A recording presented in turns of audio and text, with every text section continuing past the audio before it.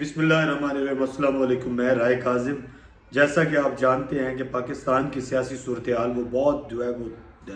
سنگین ہے، اور اس وقت پاکستان میں بڑے معاملات اس طرح کے ہیں، جمہوریت کے نام پہ ایک ڈرامہ رچایا جا رہا ہے، اور سیاست وہ پاکستان کی وہ اس کی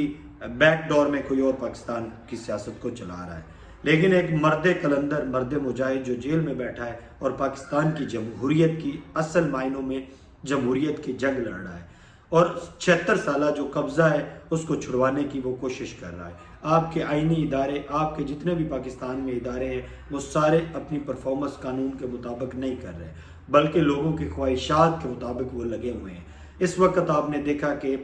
عید سے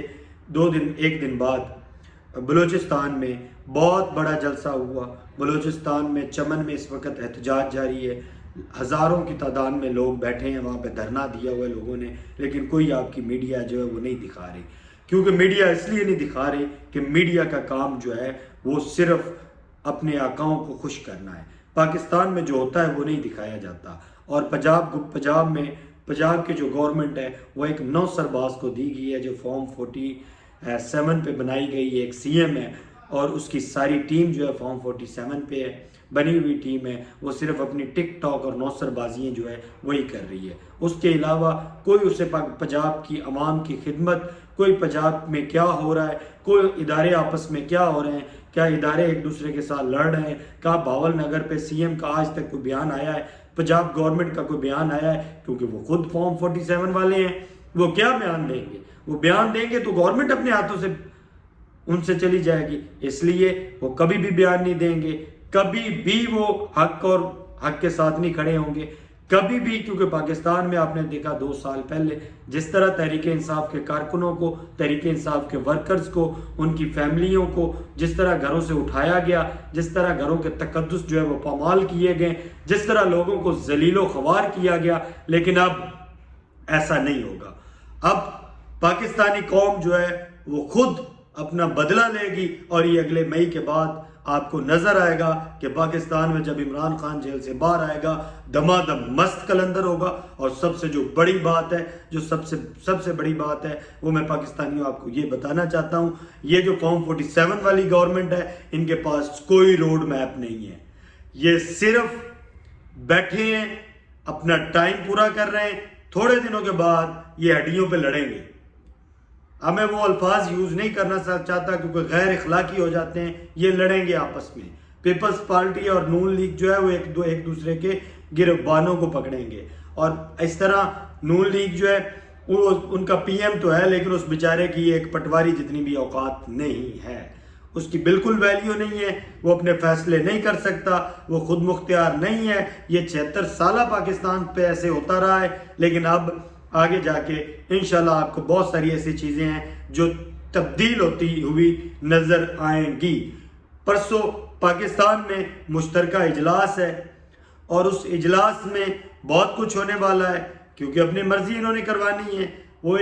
اس اجلاس میں پاکستان کے جو بجٹ ہے اس کی تیاریاں کی جا رہی ہیں، آگے پلاننگ کی جا رہی ہے، لیکن وہ ساری پلاننگ ان کی فلاپ ہوگی۔ اور جو سب سے بڑی بات میں آپ کو بتانا چاہتا ہوں پاکستانیوں، ایران نے اسرائیل پہ جب حملہ کیا تو ہم نے جو بیان دیا وہ بہت بزدلانہ بیان تھا، اور ہمیں ٹھیک ہے، ہم خطے کا امن چاہتے ہیں، لیکن ہم مسلمانوں کے ساتھ بھی ہمیں کھڑا ہونا چاہیے، ہمیں مسلمانوں کے ساتھ کھڑا ہونا چاہیے۔ اور سب سے بڑی آنے والی دنوں میں آپ کو یہ خبریں نظر آئیں گی، اس وقت کچھ اکاؤنٹ سے یہ خبریں چل رہی ہیں، پاکستان کے جو حکمران ہیں، پاکستان کے جو طاقتور لوگ ہیں، یہ بیک ڈور میں اسرائیل کے ساتھ رابطے میں ہیں۔ اس کا مطلب فلسطینیوں پہ جو مظالم ہو رہے ہیں، جو ظلم ہو رہا ہے، جو رمضان میں بھی سیز فائر نہیں ہوا، جو بیت المقدس کی توہین کی جا رہی ہے، اس میں ہمارے طاقتور لوگ وہ شامل ہیں، ہمارے طاقتور لوگ وہ اس میں ان کے ساتھ کھڑے ہیں۔ ہم اس چیز کی as a Muslim, as a Pakistani مذمت کرتے ہیں۔ یہ پاکستان کسی کے باپ کا پاکستان نہیں ہے، یہ پاکستان اسلامی جمہوریہ پاکستان لا الہ الا اللہ محمد رسول اللہ سے بنا ہے۔ اس کی اگر اس طرح کی کوئی پالیسی ہے تو سامنے لانی چاہیے، واضح کرنی چاہیے، تاکہ ہمیں پتہ ہو پاکستان میں کیا ہو رہا ہے، کیا ہونے جا رہا ہے، کس کو ہم سپورٹ کر رہے ہیں، کس کو نہیں کر رہے ہیں۔ پہلے آپ نے پاکستان کی جمہور کا مذاق اڑایا ہوا ہے، پاکستان پہ غیر آئینی، غیر قانونی، غیر اخلاقی اور بغیرت لوگ پاکستان پہ آپ نے مسلط کیے ہوئے ہیں، لیکن جو وفادار ہیں ان کو آپ نے پاکستان کا دہشت گرد بنایا ہوا ہے، ان پہ آپ نے الزام لگائے ہوئے ہیں کہ یہ پاکستان کے دہشت گرد ہیں، ان کو آپ نے جیلوں میں ڈالا ہوا ہے، ان پہ آپ نے دہشت گردی کی FIR درج کی ہوئی ہیں۔ ایسے نہیں چلے گا۔ پاکستان کو صحیح ٹریک پر لانا ہے تو پاکستان کے ساتھ وفاداری کے ساتھ آپ کو کھڑا ہونا پڑنا ہے، پاکستان کے آئین اور قانون کی بالادستی کرنی پڑے گی، آپ کو